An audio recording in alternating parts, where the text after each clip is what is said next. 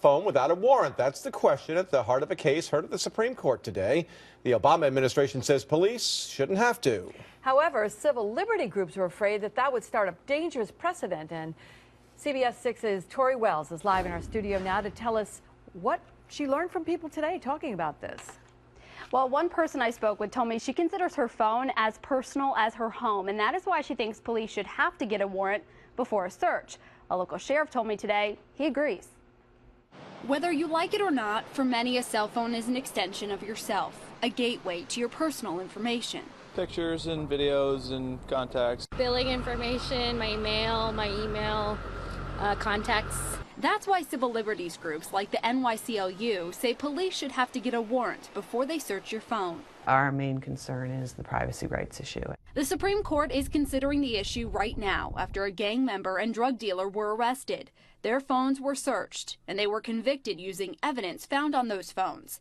In the past, the Supreme Court has said that police can search what's on a suspect to prevent evidence from being destroyed and keep officers safe. The Obama administration and state of California are defending the searches, saying that cell phones have no greater protection. But the defendants say the cell phones have the ability to store a lot of personal information. We're very concerned that in expanding searches to allow for personal phones, it's going to be a dangerous precedent. People we spoke with agree. That's personal information. I think they should have to have a warrant to search my phone because it's essentially like what's in my house. People have that expectation of privacy and they deserve that right. Albany County Sheriff Craig Apple told me that right now the county's policy is to get a warrant for a phone before searching it. He said it would be easier and possibly faster to do the search without a warrant. But no matter how the Supreme Court rules, he plans to continue with the county's policy. You can secure the phone and then just go through the proper channels and get your search warrant and extract that information at a later date.